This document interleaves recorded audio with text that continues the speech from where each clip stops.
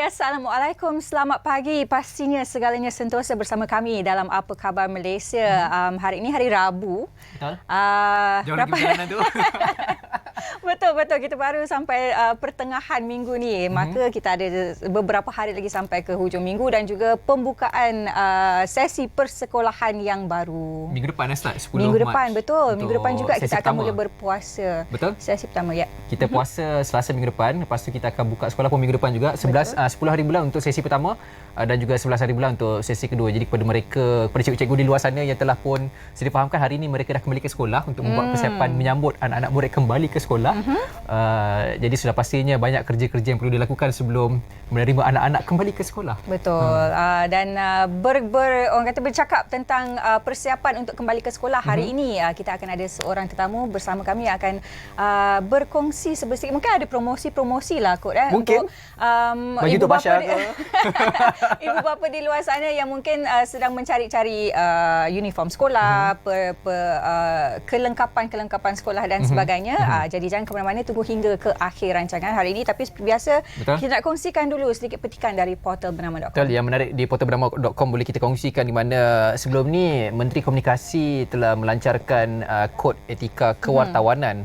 Dan ia disambut baik oleh beberapa bekas Menteri Komunikasi dan Multimedia sebelum ini, iaitu Datuk Seri Ahmad Syabri Cik, yang turut memaklumkan bahawa kod etika wartawan yang baharu ini ia dilihat bertetapan dan juga seiring dengan keperluan dunia kewartawanan pada ketika ini, selaras dengan peredaran zaman dan juga teknologi serta peranan penting bagi menyampaikan suara rakyat di platform media sosial, platform TV dan sebagainya. Ia dilihat juga sebagai garis panduan yang lebih seimbang dan relevan dalam membantu pengamal media menghasilkan berita yang mampu menyumbang kepada pembinaan negara. Dalam masa sama juga, kalau dilihat kembali, ia kali terakhir dikemas kini adalah pada tahun 1989 dan kalau kira hampir 30 tahun juga, hampir 30 tahun tidak dikemas kini, dan ia dilihat juga digarap dan juga didukung oleh Perlembagaan Persekutuan. Jadi sudah pastinya ia mampu membawa kepada satu keharmonian dan juga bergerak menuju ke arah perpaduan nasional. Dan itu juga disambut baik oleh bekas Ketua Menteri Sabah, iaitu Datuk Seri Dr. Saleh Said Keruak, yang juga bekas Menteri Komunikasi dan Multimedia pada ketika itu, di mana beliau berkata kod etika kewartawanan tersebut memainkan peranan penting antaranya dalam memerangi penyebaran maklumat dan berita palsu. Itu cabaran kita pada sekarang ini, era digital, penyebaran maklumat palsu sangat mudah disebarluaskan. Jadi ia bertetapan sekali lah dengan penggunaan media sosial sekarang. Jadi wartawan-wartawan di luar sana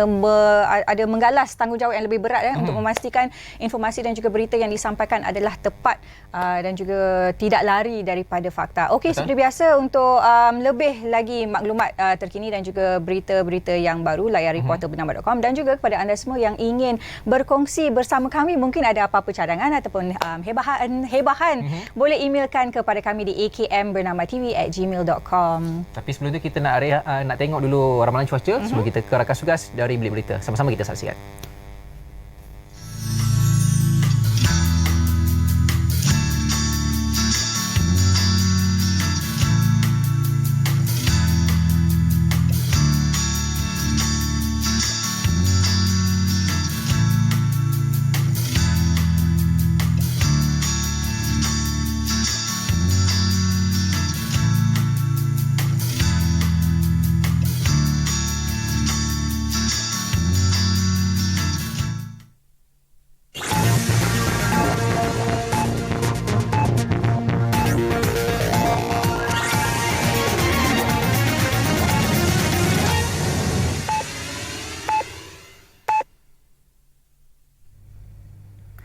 Assalamualaikum dan salam Malaysia Madani, bersama saya Nurni Samsila Osman langsung dari Bilik Berita untuk waktu ini. Baik, kita teruskan dengan laporan utama berita. Permohonan lantikan penjawatan tetap anggota Angkatan Pertahanan Awam Malaysia APM akan diumumkan dalam masa terdekat. Timbalan Perdana Menteri Datuk Seri Dr. Ahmad Zahid Hamidi berkata beliau sendiri kemukakan permohonan secara rasmi kepada Jabatan Perkhidmatan Awam JPA dan keputusannya amat positif. Saya telah diminta untuk meminta agar jawatan-pejawatan tetap diwujudkan di APM ini. Saya telah mengemukakan permohonan itu secara resmi kepada Ketua Pengarah Perkhidmatan Awam. Dan kita ketahui bahawa keputusannya sangat-sangat positif dan insya-Allah dalam waktu terdekat ada pengumumannya. Katanya ia bagi menghargai jasa anggota badan beruniform itu yang memainkan peranan penting menangani apa juga bencana dalam negara maupun di peringkat antarabangsa. Tegas beliau, mana-mana agensi yang diletakkan di bawahnya perlu dihargai bukan sahaja oleh masyarakat tetapi kerajaan. Beliau berucap demikian pada Majlis Pelancaran Bulan Pertahanan Awam sempena sambutan Hari Pertahanan Awam Sedunia dan Hari Ulang Tahun Pertahanan Awam ke-72 tahun 2024 semalam. Selaras usia APM yang kini memasuki usia 72 tahun penubuhannya, Datuk Seri Ahmad Zahid mahu penyertaan sebagai sukarelawan pasukan itu diperluaskan kepada semua golongan masyarakat termasuk selebriti, profesional dan pengamal media. Beliau berkata tempoh 60 hari diberikan kepada APM untuk merealisasikan hasrat berkenaan sekaligus membuka peluang penyertaan kepada pengamal media. Kerajaan sedang mempertimbang cadangan menaikkan jumlah pemberian geran pelancaran dalam skim bantuan kebajikan Jabatan Kebajikan Masyarakat dari RM2,700 kepada RM5,000. Menteri Pembangunan Wanita Keluarga dan Masyarakat Datuk Sri Nancy Shukri berkata perkara itu akan dibawa ke Kementerian Keuangan bagi memohon kebenaran untuk dilaksanakan tahun ini. Kita sudah bawa dalam mesyuarat perusahaan kita nak meningkatkan lagi daripada 2,700 ke 5,000. Kalau MOF setuju, alhamdulillah kita boleh. Itu yang kita nak lakukan. Ya. Sudah dibawa ke kabinet? Itu tak perlu kabinet. Itu urusan kami saja. Tapi kita kena mohon dengan MOF. Mohon kebenaran. Katanya kenaikan allowance kebajikan di bawah KPWKM belum dibincangkan setakat ini ekoran cabaran ekonomi semasa. Geran tersebut diberi bagi menjayakan pemerkasaan ekonomi kumpulan sasar JKM yang produktif, mempunyai minat, kemahiran dan potensi untuk menjana pendapatan individu atau keluarga. Selain mewujudkan program pembangunan dan pengintegrasian bagi membantu golongan berkenaan mencapai matlamat ke arah berdikari. Susulan pengumuman dana permulaan RM1 bilion bagi melahirkan generasi baru usahawan Bumi Putra oleh Perdana Menteri baru-baru ini, Kementerian Pertanian dan Keterjaminan Makanan berhasrat melahirkan lebih ramai penggiat kebun bandar sebagai usaha memperkasa sektor pertanian dan makanan. Menteri Datuk Seri Mohamad Sabu berkata selain kegunaan isi rumah, usaha itu juga dapat meningkatkan pendapatan. Jenis pertanian bandar ni satu vertical farming. Kita boleh tanam salad, tanam kucai, tanam cabai, berbagai-bagai tanaman yang boleh diusahakan termasuk di rumah flat. Banyak ianya berlaku di Singapura. Saya dah hadir ke Keramat baru ni dan bagaimana urban farming itu orang kawasan itu berpakat dan mereka boleh mendatangkan hasil bahkan lebih daripada kegunaan di kawasan perumahan mereka boleh jual sebahagiannya. Jelas beliau, kementerian melalui Agrobank diperuntukkan RM300 juta untuk melahirkan generasi baru usahawan. Justru pihaknya akan memperkasakan amalan pertanian lestari ini bagi menggalak penglibatan masyarakat secara lebih meluas. Datuk Seri Mohamad Sabu ditemui pada majlis penyampaian bantuan wang persekolahan kepada 200 pelajar dari 12 sekolah sekitar Selangor semalam. Baik, dan itu sekian dari Bilik Berita untuk waktu ini. Saya Nurni Samsila Osman. Salam hormat, salam Malaysia Madani. Assalamualaikum.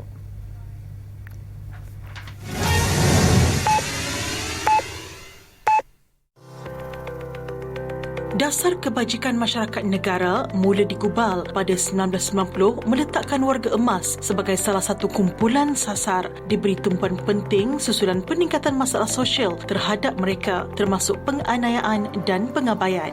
masalah sosial ini mengganggu kesejahteraan negara sekaligus meninggalkan impak negatif. Dalam Matlamat Pembangunan Mampan SDG ketiga, kerajaan menggariskan beberapa perkara berkenaan kesihatan dan kesejahteraan bagi memastikan kehidupan sihat rakyat untuk semua lapisan umur.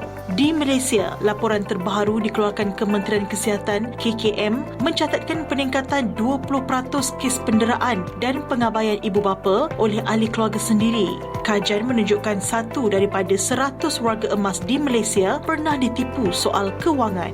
Penipuan ini dilakukan waris, ahli keluarga atau membabitkan sindiket. Golongan ini sering menjadi sasaran berikutan dianggap rentan dan tidak berdaya untuk melawan. Bahkan dengan perkembangan pesat teknologi membuatkan mereka lebih banyak ketinggalan dan kurang pengetahuan mengenai sindiket penipuan yang berleluasa. Kerajaan sebelum ini dilapor bakal membentangkan rang undang-undang RUU warga emas di Parlimen tahun ini. Justru ia bergantung kepada aturan urusan mesyuarat pada mesyuarat pertama penggal ketiga Parlimen ke-15 2024 dijadualkan bermula pada 26 Februari dan berakhir 27 Mac. Aspek perundangan amat penting bagi memastikan penguatkuasaan dalam membantras kes penderaan dan pengabaian ini dapat dilakukan dengan sistematik. Namun, sejauh manakah perundangan sedia ada dapat memastikan pelindungan warga emas dijamin?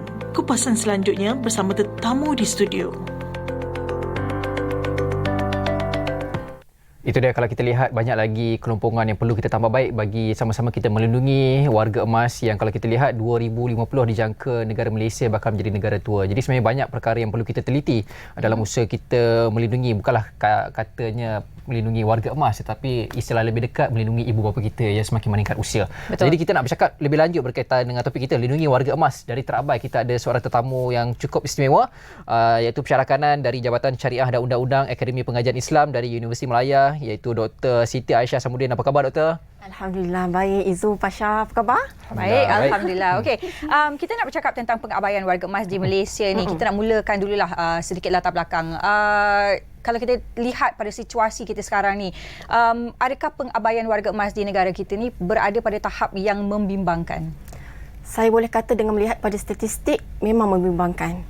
Dan kalau kita tak perlu sentuh lagi pada faktor kenapa itu berlaku, saya suka nak petik berkenaan dengan laporan daripada KKM yang menunjukkan bahawa 20% pengabaian dan juga penderaan kepada warga emas berlaku adalah disebabkan oleh ahli keluarga sendiri. Saya kira istilah ahli keluarga sendiri yang melakukan pengabaian itu yang perlu kita bimbangkanlah. Dan sebelum kita teliti lebih dalam berkenaan dengan pengabaian dan juga warga emas ini sendiri, saya kira penting untuk kita tahu siapa tu warga emas. Kita tengok warga emas ni sebagaimana istilah umum, warga veteran, mereka yang sudah lanjut usianya, tapi ada ataupun tidak statistik ataupun spesifik umur. Kita kata 55 tahun itu secara global. Tapi kalau di Malaysia, yang dikatakan warga emas itu adalah berumur 60 tahun dan ke atas. Jadi 55 tahun itu belum lagi lah kalau di Malaysia. Dan apa yang kita istilahkan sebagai pengabaian dan juga penderaan. Penderaan mungkin umum dah tahu. Penderaan dari sudut fizikal, herdikan dari sudut emosi dan sebagainya. Tapi pengabaian itu tak ramai orang faham. Rata-rata orang faham mungkin mengabaikan itu adalah dengan tak memberi makan yang teruk-teruk lah. Tapi sebenarnya dengan kita tidak menghubungi pun sudah dikira mengabaikan. Kita tidak memberi wang sara hidup. Bila kita kata wang sara hidup, kita fikir bulan-bulan perlu keluarkan duit yang banyak. Tidak. Sebenarnya apa yang kita makan, itulah sepatutnya apa yang ibu bapa kita makan. Itu yang terdekatlah, warga emas yang terdekat. Dan kalau boleh saya petik sekali satu laporan daripada Lancet Global Health, satu jurnal kesihatan yang menjalankan kajian berkenaan warga emas inilah, menunjukkan bahawa 28 negara termasuk Malaysia, 16% daripada warga emasnya terlibat dengan pengabaian yang disebabkan oleh mungkin faktor kewangan, daripada skamer, kewangan daripada waris sendiri, menipu wang KWSP, pencen dan sebagainya. Juga pengabaian melibatkan fizikal, mental. Mungkin ada dalam jagaan ibu bapa kita dan kita tak sabar untuk menjaga mereka kan. Mereka sudah berusia, tidak faham, susah untuk faham. Kita herdik dia dan sebagainya. Itu pun berlaku pengabaian dari sudut itu. Kalau kita lihat daripada sudut agama, Doktor, warga emas ataupun lebih dekatnya ibu bapa ni disanjung tinggi dalam martabat agama kita. Jadi sebenarnya masyarakat kita sendiri bagaimana dia mengangkat martabat warga emas ni sehingga kan ada setengah pihak ialah bab kata patah, seorang ibu boleh menjaga 10 orang anak, tapi 10 orang anak belum tentu mampu menjaga seorang ibu. Statusnya itu bagaimana sebenarnya? Kalau dalam Islam sangat-sangat menjaga. Kita tahu bahawa umum saya suka nak petik satu hadis ini, hadis daripada Anas bin Malik, di mana Rasulullah bersabda, Rasulullah sallallahu alaihi wasallam, laisa minna man lam yarham saghirana wa yuqir kabirana. Bukan dalam kalangan kami mereka yang tidak kasih kepada anak-anak dan juga tidak menghormati yang dewasa. Dewasa tu maksudnya lebih tua daripada kita lah. Itu dari sudut umum. Umumnya. Tapi siapa itu warga emas dalam Islam? Warga emas ni sebagaimana yang Izu dan juga Pasha sentuh sebentar tadi, mereka itu adalah ibu bapa kita lah yang paling dekat. Kalau nak cerita tentang ibu bapa dalam Islam, saya tak perlu ceramah panjang lah, jadi kuliah agama pula. Jadi kita dah tahu dalam Al-Quran, dalam hadis. Tapi satu ayat Al-Quran yang saya rasa sangat cantik bagaimana Allah begitu tahu tentang kita manusia ni ialah dalam surah Al-Isra ayat 23, Allah sebut supaya Allah memerintahkan kita supaya berbuat baik pada ibu bapa. Dan ada tambahan lagi ayat tersebut selepas itu ialah, dan sekiranya telah sampai umur tua, ibu bapa itu dalam jagaan kita. Allah kata, Allah perintahkan kita berbuat baik pada ibu bapa umum. Memang kita wajib berbuat baik. Kita boleh berbuat baik kalau ibu bapa itu masih muda, 40 tahun, masih sihat, boleh masakkan kita balik kampung, boleh masak. Kita mungkin boleh buat baik. Tapi kalau sudah umur tua, satu cabaran pada kita sebenarnya. Sebab itu Allah kata, jangan berkata walaupun itu kan ayat yang famous tu kan. Itu, tapi ayat sebelum tu Allah memberi peringatan pada kita bahawa apabila sudah sampai umur tua dalam jagaan kita, maka berhati-hatilah sebab emosi kita sendiri pun kita perlu jaga. Dan kita nak jaga orang tua bukan mudah. Dengan kita balik kerja, dengan anak-anak, suami, isteri, nak kena jaga ibu bapa lagi. Sebab itu Allah ingatkan kita supaya berbuat baik. Itu satu Al-Quran lah. Dan kalau saya boleh sentuh lagi, hadis pun ada yang mengingatkan. Hadis ini saya rasa menjadi satu warning pada kita bahawa ada satu situasi di mana Rasulullah nak beri khutbah, kemudian nak naik tangga mimbar itu. Di tangga yang kedua ada satu tangga Rasulullah SAW sebut amin. Tangga kedua pun sama sebut amin juga. Tangga yang ketiga pun sebut amin. Tapi di tangga yang kedua itu yang kaitan dengan kita punya diskusi ini ialah tentang ibu bapa. Di mana Jibril kata, laknatlah manusia yang apabila ada ibu atau bapa mereka masih ada, tapi hal tersebut tidak membolehkan mereka masuk ke syurga. Jadi laknatlah. Itu saya kira satu warning pada kita, sekiranya masih ada ibu atau bapa ataupun kedua-duanya, tapi hal tersebut tidak menyebabkan kita masuk ke syurga. Okey doktor, itu daripada sudut pandang agama Islam tu sendirilah. Kalau kita nak lihat daripada sudut mungkin sudut pandang perundangan tu sendiri. Tadi doktor ada sebut tentang pengabaian terhadap warga tua ataupun warga emas yang paling dekat dengan kita adalah ibu bapa. Kalau kita ambil contohnya lah dalam negara kita ada Akta Kanak-kanak. Jadi sebagai ibu bapa memang dah tertulis apakah tanggungjawab kita sebagai ibu bapa terhadap anak-anak. Tapi dalam sudut perundangan tak ada akta di mana ia tertulisnya apakah tanggungjawab seorang individu terhadap ibu bapa ataupun warga tua. Jadi daripada sudut pandang itu, mungkin boleh jelaskan sedikit kepentingan untuk adakan ni rang undang-undang warga emas ni. Sungguh Pasha, kalau saya boleh sentuh berkenaan dengan pembentukan undang-undang cadangan untuk meminda atau menggubal undang-undang yang fokus berkaitan warga emas. Saya kira sangat-sangat penting sebab sebagaimana yang Pasha sebut, kita sudah ada Akta Kanak-kanak 2001. Maksudnya apa-apa berlaku berkaitan pengabaian, tertinggal anak dalam kereta, kita ada akta khusus. Tapi apabila melibatkan warga emas, sedangkan statistik pengabaian makin meningkat, tapi tidak ada lagi undang-undang nak sentuh. Maksudnya kalau ada berlaku skamer atau penipuan yang melibatkan ahli keluarga sendiri, anak-anak ke atas warga emas, ibu bapa, kita nak charge dia di bawah mana? Bawah akta umum lah. Tidak ada yang memfokuskan kepada warga emas. Sedangkan saya kira amat penting untuk ada undang-undang khusus berkaitan warga emas supaya pendakwaan dan juga charge itu boleh dikenakan lebih tinggi lah. Warga emas, warga yang rentan, dia tidak seperti kita yang muda masih lagi boleh ada tenaga untuk bawa ke mahkamah dan sebagainya, buat report. Tapi warga emas tidak sedemikian. Jadi saya kira amat penting untuk adakan rang undang-undang sedemikian. Selain daripada dasar-dasar asal yang dikenakan, yang dilaksanakan oleh kerajaan lah, kita ada dasar kebajikan masyarakat dan sebagainya, kita ada dasar warga emas negara. Tapi hal tersebut masih basic, belum lagi ada kaitannya berkenaan dengan undang-undang.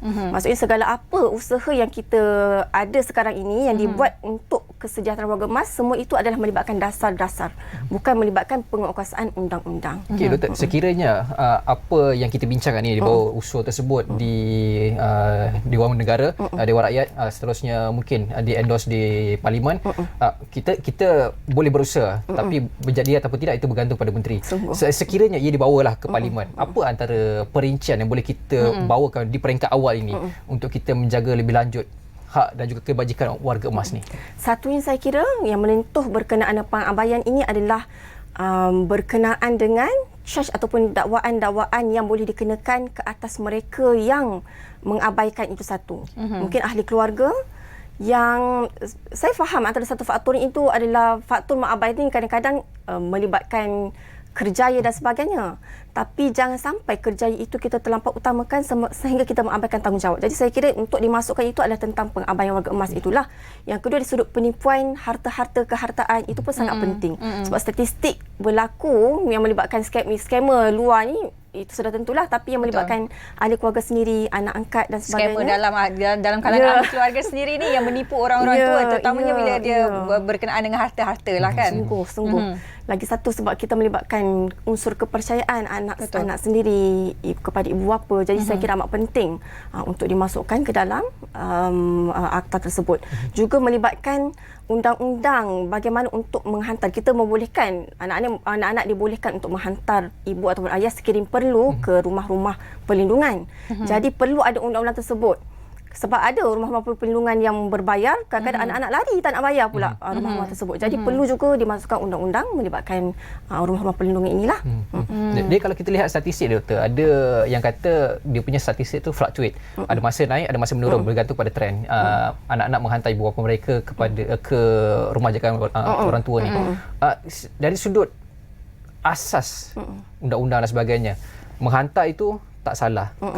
Anda kata kalau kita mampu menjaga dan sebagainya. Tapi kalau mereka yang menghantar kemudian terus tak jaga, so dari sudut perkataan mengabaikan itu, mungkin Doktor boleh perincikan lebih lanjut. Sekiranya mereka meninggalkan, hantar dan kemudian terus tinggalkan, tak ada kontak, tak ada apa langsung.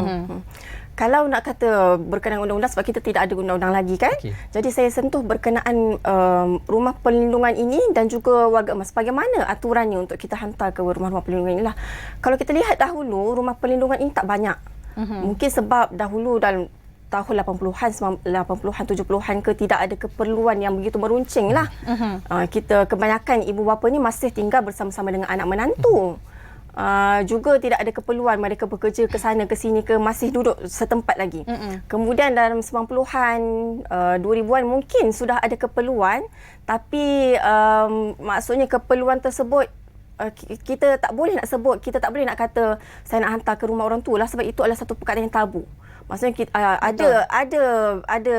ada pandangan bahawa kalau kita letakkan ibu bapa ke rumah orang tua, itu adalah satu anak derhaka dan sebagainya.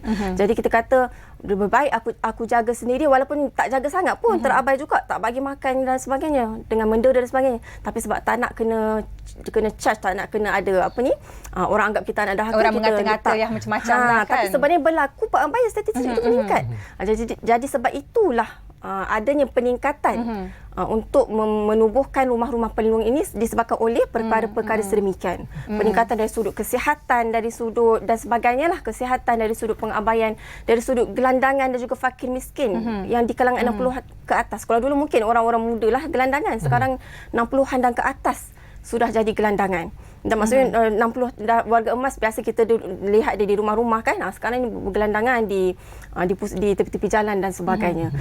Okey, Doktor, mungkin kita nak buat satu penjelasan lah kan.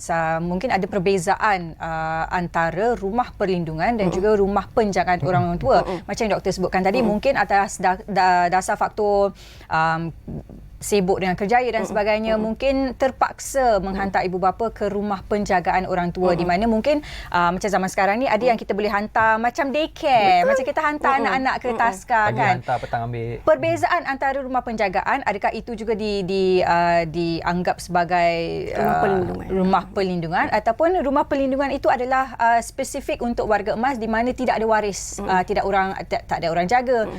Memang inilah tak ada siapa-siapa yang boleh berjaga. Mungkin mungkin kita nak buat penjelasan perbezaan antara dua tu. Sebenarnya satu benda yang sama, rumah perlindungan dan juga rumah penjagaan ini. Rumah perlindungan itu berbentuk umum. Kalau dulu mungkin kita kata sebagai rumah penjagaan warga tua, tapi istilah sekarang ni kita gelarkan dia sebagai perlindungan untuk nampak cantik manis sedikit. Dan saya kira kita perlu tukar sedikit kita punya mindset ni, bahawa tidak semua rumah perlindungan macam dulu kita punya bilik iklan-iklan raya sebagai contoh kan. Pagi raya tengok rumah orang tua dengan sedih-sedihnya, lagu-lagu syahdu, ziarah ibu ayah sebagainya. Ibu ayah kena tinggal. Tapi sebenarnya kita kena tukar sikit. Media pun sebenarnya sangat-sangat memainkan peranan. Kita tunjukkan sisi baik rumah perlindungan itu, bahawa banyak sekarang konsep-konsep rumah perlindungan yang positif, yang produktif. Ramai adik-adik sukarelawan kita daripada UM sebagai contoh turun ke rumah perlindungan ini untuk membantu. Dan even ada setengah keadaan itu, ibu bapa sendiri willing untuk ke rumah perlindungan ini. Sebab banyak konsep, sebagaimana Pasha inform tadi, ada yang by harian, ada bulanan, ada by courses. Sebagai contoh ni, nak bulan puasa, ada boleh duduk stay di rumah perlindungan ini sebulan 2 bulan untuk sama-sama jalani aktiviti keagamaan sebagai contoh. Jadi semikian. Jadi saya kira amat penting untuk kita ubah mindset tersebutlah. Cuma ada peringatan jugalah untuk anak-anak yang ada cadangan untuk menghantar ini, pun perlu beringat juga bahawa biarlah kita menghantar ibu bapa kita ini sendiri, seelok-elok kita jaga. Atas sebab apa sekali pun cuba kita jaga. Tapi kalau kita tengok antara kita nak menjaga dan juga kita risau, kita jaga tapi sebenarnya mengabaikan. Kita nak tengok ada kemungkinan akan berlaku kemudaratan kalau kita jaga sendiri atau akan berlaku pengabaian. Maka kita kata okey, boleh untuk dihantar tapi atas dasar tanggungjawab.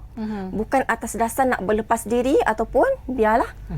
Betul lah, sebab kadang-kadang mungkin juga ada atas dasar faktor kesihatan. Mungkin orang-orang tua yang sakit tidak boleh jaga diri sendiri di rumah, perlukan penjagaan khas dan sebagainya. Mungkin adalah keperluan di situ untuk menghantar warga emas ataupun warga tua ke rumah-rumah penjagaan ni. Okey doktor, kalau kita melihat kita nak tengok konteks yang lebih besar sedikitlah global. Negara kita masih lagi bergerak ke arah menuju negara maju. Kalau kita tengok negara-negara Eropah khususnya, mereka ada istilah tertentu ataupun kaedah tertentu dalam menjaga warga emas ni. Jadi ada tak model-model dekat luar sana yang boleh mungkin kita rujuk untuk kita menambah baik dan juga menjaga kebajikan warga emas ni? Okey, dari sudut penjagaan kita tengok modal negara lain bagaimana mereka memelihara kebajikan warga emasnya. Saya sentuh Malaysia dahulu, sebagaimana kita inform tadi, kita tidak ada apa-apa undang-undang khas. Jadi segala usaha yang dilaksanakan untuk menyejahterakan, kita kata untuk memastikan warga emas ini hidup sejahtera adalah dengan melaksanakan dasar-dasar yang dibuat oleh kerajaan. Tapi dari sudut undang-undang penguasaan belum ada. Dan kita tengok model negara luar, sebagai contoh saya boleh petik mungkin US. Mereka mengamalkan kita kata model sokongan individu. Kita satu istilah yang mereka gunakan adalah befrienders. Befriend iaitu berkawan-kawan, sesi one to one, yang mana dalam sesi ini akan ada pihak kaunselor ataupun mungkin sukarelawan ataupun adik-adik sukarelawan ke siapa-siapalah yang akan adakan sesi bersama dengan warga emas ini untuk saling mungkin berbual-bual, bertanya khabar dan sebagainya. Yang kedua adalah ini sesi yang agak serius sedikit, iaitu sesi kaunselor lah. Ini memang kaunselor berdaftar, sesi kaunseling dijalankan oleh kaunselor berdaftar untuk tanya lanjut dengan lebih deep dan juga detail kepada warga emas ini berkaitan dengan kesihatan mental mereka, bagaimana mereka, kehidupan mereka di usia tua ini, okey ke semua, macam tu. Itu untuk di US dari sudut individu. Kalau saya boleh sebut lagi, mungkin di New Zealand mereka menggunakan sistem sokongan berstruktur. Maksudnya daripada kerajaan sehinggalah ke masyarakat. Dari sudut kerajaan mungkin mereka menyediakan ruang kerja untuk warga emas. Maksudnya mereka bukanlah menyediakan ruang kerja sehingga untuk warga emas ni boleh bermewah-mewah, tidak. Sekadar untuk boleh menyara hidup pun sudah memadai. Begitu juga untuk individu dewasa yang dikenal pasti ada memelihara warga emas, mereka berikan imbuhan tambahan, juga fasiliti-fasiliti sedemikianlah. Dan kalau boleh saya petik, di England ada juga satu mereka menggunakan pendekatan digital dan juga komunikasi. Jadi mereka menggunakan kemudahan internet untuk menggabungkan ke semua warga emas ini untuk adakan apa-apa aktiviti, saling berbual-bual dan sebagainya. Betul. Yang pentingnya lah untuk untuk include warga emas di dalam aktiviti sosial seharian. Okey, Doktor, kita nak secara ringkas kena sentuh sedikit dasar kebajikan masyarakat negara ni yang meletakkan warga emas sebagai salah satu kumpulan sasar yang diberi tumpuan. Sejauh mana setakat ni implementasi sepenuhnya dasar ini dalam melindungi warga emas dan bagaimana rang undang-undang warga emas ni boleh membantu dalam implementasi dasar tersebut? Dasar kebajikan warga emas ni sebenarnya lama, 1990-an lagi sudah ditimbulkan, dimulakan dan dilaksanakan. Cuma rentetan daripada dasar kebajikan tersebut, kita 2011, 2012 sudah ada dasar warga emas negara. Rentetan daripada dasar kebajikan tersebut. Jadi berbalik pada dasar warga emas negara ini, di dalamnya itulah banyak dilaksanakan dasar-dasar terutamanya yang melibatkan warga emas. Sebagai contoh, membina rumah-rumah tertentu khas untuk warga emas. Sebagai contoh, kita buat Desa Bina Diri. Desa Bina Diri ini adalah memfokuskan kepada warga emas yang sudah berumur, yang fakir, gelandangan, kita letakkan di satu tempat di bawah DBD ini, kita istilahkan dia DBD. Kita bagi dia sesi kaunseling untuk memupuk keyakinan semula dan supaya dia apabila keluar, kalau sekiranya panjang umur lah keluar, boleh lagi bersatu dengan masyarakat. Kita juga ada membina rumah kenangan, rumah seri kenangan. Rumah seri kenangan ini untuk warga emas yang fakir juga, juga untuk mereka warga emas yang tidak ada sistem sokongan keluarga yang utuh. Mungkin ada family, tapi tidak begitu boleh untuk berkemampuan untuk menjaga warga emas. Jadi kita letakkan di situ. Yang ketiga adalah rumah ihsan. Rumah ihsan ini untuk warga emas yang tak mampu lagi nak jaga bedridden lah, kita kata begitu. Faham. Okey, baik Doktor. Terima kasih sudi meluangkan masa kita pada pagi ini untuk kita berbincang mengenai perlindungan warga emas yang terabai dan semoga dasar-dasar yang sedia ada ni boleh digunakan untuk kita lebih lagi sebenarnya menjaga kebajikan warga emas yang sebenarnya ialah macam kita cakap tadi adalah ibu bapa kita sendiri yang mungkin yang paling dekat dengan kita. Okey, kita nak berhenti berehat seketika dan akan kembali selepas ini dengan topik kita yang seterusnya. Hari-hari kita pakai baju. Betul tu. Hing. Okay, tapi sebelum tu kita rehat dulu. Jangan ke mana-mana, kembali selepas ini. Pada zaman kini, peminat kopi semakin pesat muncul dalam kalangan rakyat Malaysia. Namun bagaimanapun, berapa ramai yang mengetahui fakta mengenai kopi? Hari ini kita akan membincangkan fakta mengenai kopi bersama dengan Encik Najmuddin Nan, iaitu pengasas Aku Suka Kopi yang berada di Shah Alam. Hai, Assalamualaikum. Nama saya Muhammad Najmuddin bin Muhammad Nan dan saya ialah pengasas kepada Aku Suka Kopi ataupun sekarang dikenali sebagai ASK Coffee Roastery.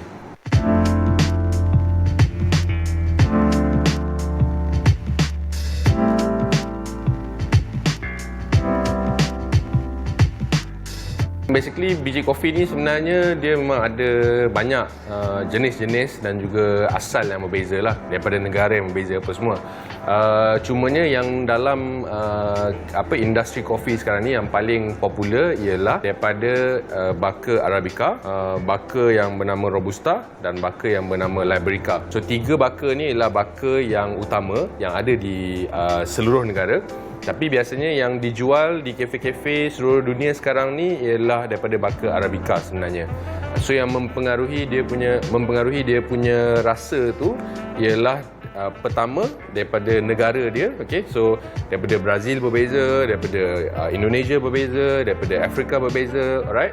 Selain daripada asal dia, yang kedua ialah dia punya cara panggang, roast level dia, tahap panggangan dia. So tahap panggangan dia ada light roast, dia ada medium roast dan juga dia ada dark roast. So light rasa dia berbeza, medium rasa dia lebih strong, dark roast ialah rasa yang paling kuat dia punya pahit dia sebenarnya. Yang ketiga dan yang terakhir biasanya ialah dia punya cara biji kopi tu diolah, diproses selepas dia dipetik. Dia ada natural, iaitu selepas dia dipetik terus dijemur sekali dengan kulit dia. Yang kedua dia ada wash. Wash ni biasanya dia akan kupas dulu kulit, lepas tu jemur, lepas tu baru dia proses. So itulah 3 perkara tu yang mempengaruhi dia punya rasa dia.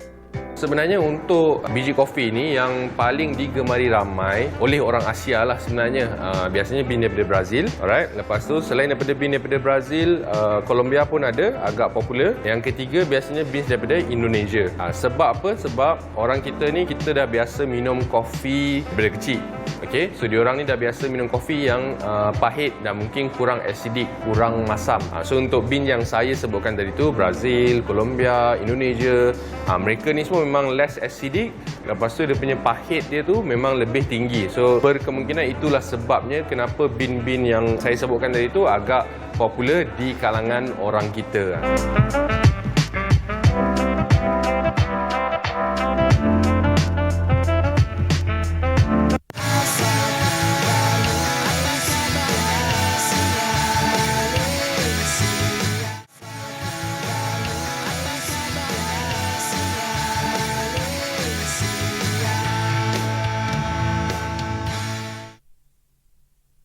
Kita pakai baju hari-hari.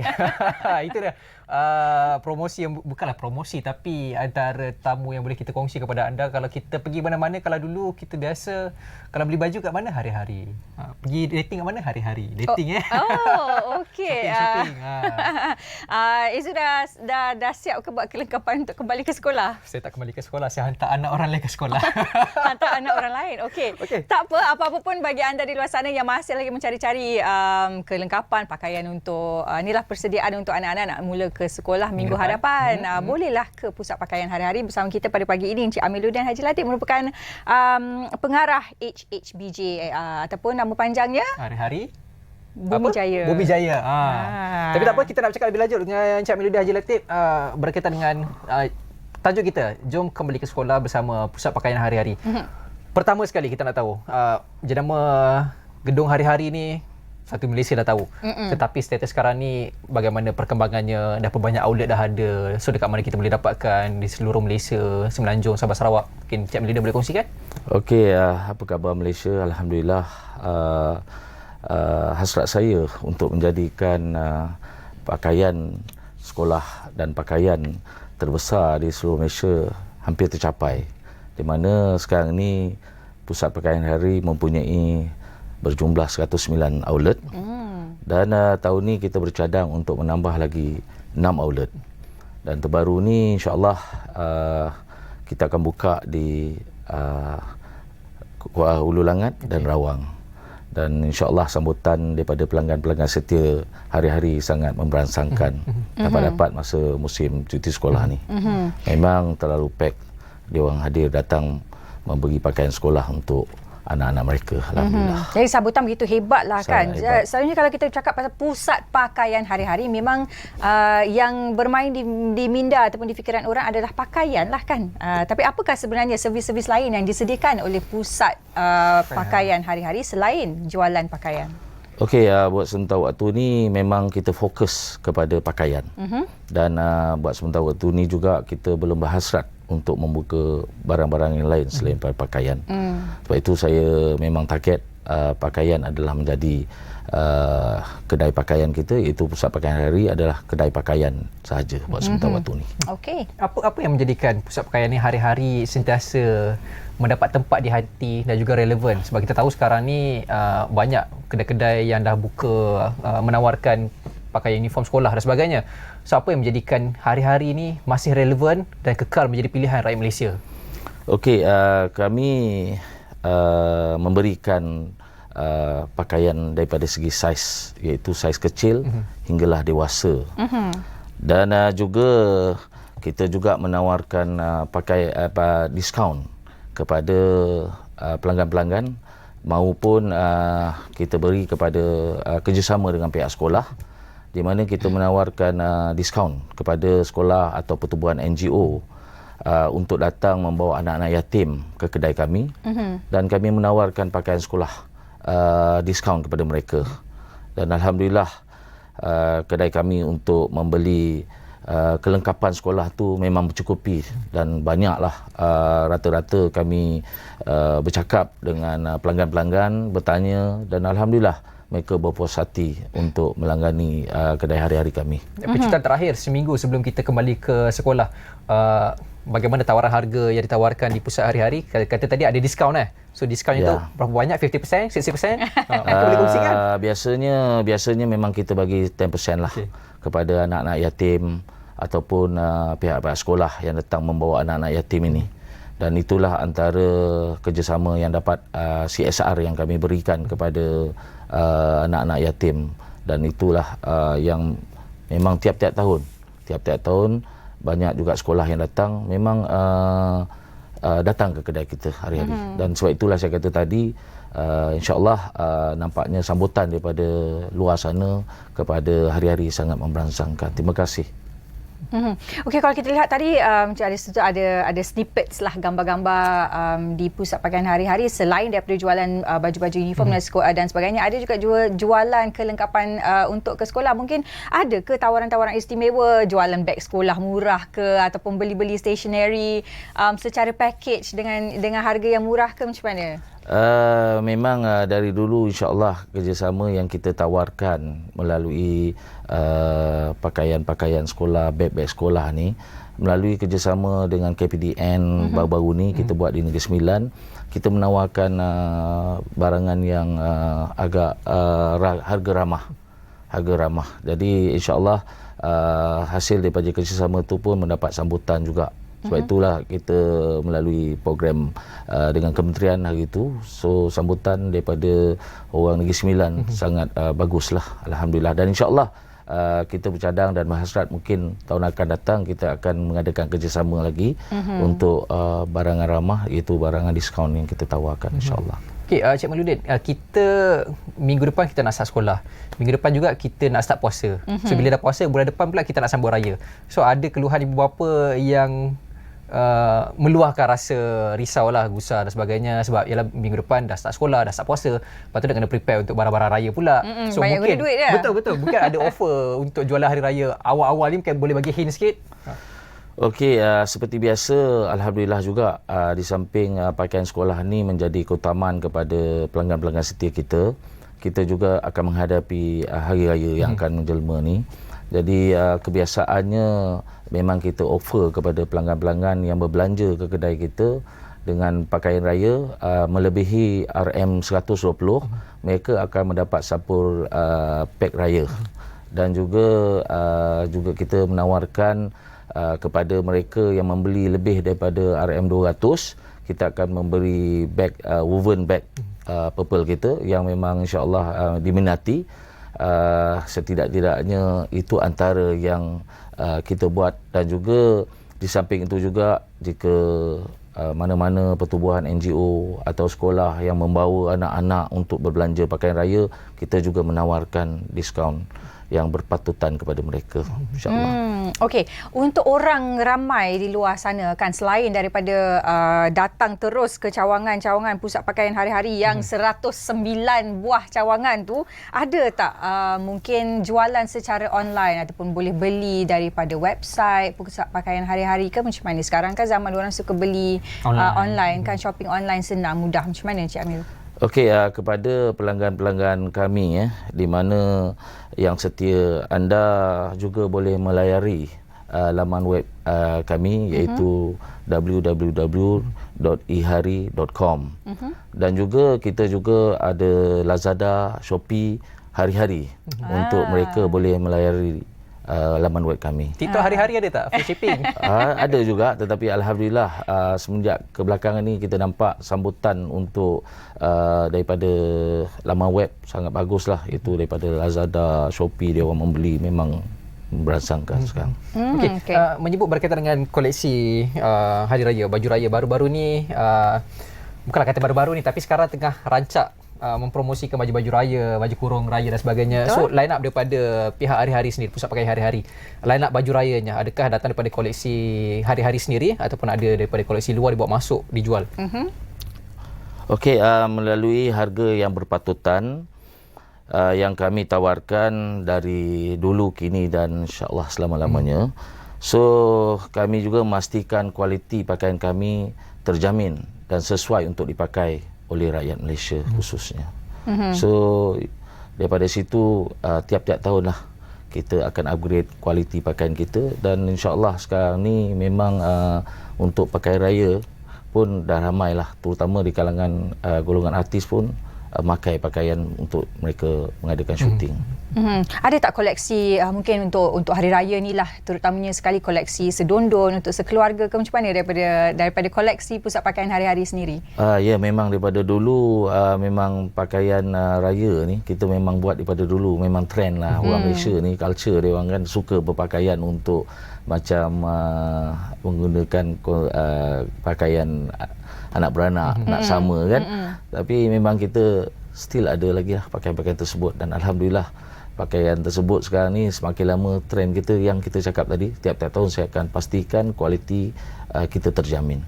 Dan design pun insya-Allah design pun kita mengambil kira tentang warna kan. Biasalah kan rakyat Malaysia kita nak trend tahun ni warna purple, let's say kan, whatever apa kita follow dengan trend yang ada. Jadi untuk tahun ni trend warna apa ni yang dia kata popular lah untuk tahun ni. Susah nak jawab. Selalu kita tengok siapa yang umum hari raya. Nanti kita tengok baju apa dia pakai. Betul. Tapi saya kadang-kadang yalah macam last year kita nampak kan ada yang suka peach kan apa kan. Jadi tahun ni kita banyaklah juga color warna yang kita tawarkan. Mungkin insya-Allah saya yakin dan percaya kalau tuan-tuan dan puan pergi ke kedai hari-hari untuk mendapatkan pakaian raya, insya-Allah akan ada banyak perbezaan. Mesti adalah untuk menepati cita rasa semua di luar sana. Dia kalau lelaki punya jawapan pasal colour ni, semua colour ada. Jangan risau. Tak ada colour spesifik. Kalau perempuan dia jawab spesifik. Betul. Okey. Menyebut berkaitan dengan CSR tadi, Cik Maludia kata pusat pakaian hari-hari ada kerjasama dengan KPDN juga untuk jualan harga rahmah ni. In future, pusat pakaian hari-hari selain daripada CSR, ada tak lagi kerjasama dengan mana-mana kementerian? Mungkin nak buat dengan Kementerian Pembangunan Wanita dan juga Masyarakat, kementerian lain untuk kita luaskan lagi kerja-kerja CSR ni. Okey, memang ada, dan since sebenarnya benda yang kerja CSR ni saya dah buat bukan baru, dah hampir 30 tahun saya buat dengan kementerian maupun mana-mana jabatan ataupun pertubuhan NGO. Saya juga selaku Presiden Pertubuhan Badan Amal Warga Asnaf Malaysia. Memang tiap-tiap tahun saya mengadakan CSR melalui tim sukarelawan saya, dan alhamdulillah hari-hari sentiasa memberi peruntukan CSR untuk kita turun bersama-sama menyantuni golongan-golongan asnaf di luar sana yang memerlukan. Kita sedia maklum dalam keadaan ekonomi sekarang ni kan, definitely memang permintaan terlalu banyak. Kesian, saya baru-baru ni saya mengambil, nak katakan tiap-tiap hari saya menerima WhatsApp panggilan untuk meminta bantuan, tak kurang daripada 20 orang tiap-tiap hari mintakan untuk memang kita nampaklah memang terkesan dalam keadaan sekarang ni. Dan alhamdulillah melalui itu yang saya kata tadi, bantuan daripada pusat pakaian hari-hari kita salurkan kepada Pertubuhan Badan Amal Warga Asnaf Malaysia. Saya selaku presidennya, maka sebab itu saya turunkan dengan tim saya ke negeri-negeri untuk membantu kerja-kerja CSR. Selain daripada yang mana tuan tadi cakap berkaitan dengan kerjasama dengan kementerian, memang Kementerian Kebajikan pun kebanyakan mengetahui saya terlibat dalam hari-hari dan NGO. Jadi memang ada kerjasama yang utuh di antara pusat pakaian hari-hari dan juga agensi-agensi kerajaan. Okey, baik. Di hujung-hujung ni secara ringkas sedikit harapan, dan mungkin Encik Amil nak memplawa orang ramai di luar sana untuk datang membeli belah di pusat pakaian hari-hari. Silakan. Okey, kepada pelanggan setia hari-hari, saya di kesempatan ini ingin mengucapkan ribuan terima kasih lah di atas usaha tuan-tuan, bantuan tuan-tuan kepada pusat pakaian hari-hari daripada dulu, kini dan insya-Allah selama-lamanya. Saya berharap insya-Allah jika ada apa-apa yang mungkin di luar sana pelanggan-pelanggan merasakan ada yang perlu kita buat, bolehlah terus bercakap dengan saya sendiri yang mengenali dan berhubung dengan pihak saya, dan kita boleh menambah baik untuk kita menawarkan servis kepada pelanggan-pelanggan saya. Dia punya excited dah dengar tu macam menunggu pengumuman hari raya. Macam khusyuk dengar. Okey, terima kasih kita ucapkan kepada Cik Maludia Haji Latif selaku pengarah HSBJ atas perkongsian kita Jom Kembali ke Sekolah bersama Pusat Pakaian Hari-hari. Ingat 9 saya maklumkan tadi kita sembang-sembang 9 hari bulan Mac promosi terakhir untuk barangan beli barangan sekolah. Beli barangan sekolah. Dan juga lepas tu kita ada promosi jualan hari raya dan sebagainya. Tapi apapun, saya bukan duta, saya bukan ni. Boleh lantik saya nanti insya-Allah. Dan promosi. Baik, kita telah pun sampai ke hujung rancangan hari ini. Apa khabar Malaysia? Terima kasih kerana terus setia bersama kami. Apa-apa esok pun dan lusa masih kami lagi.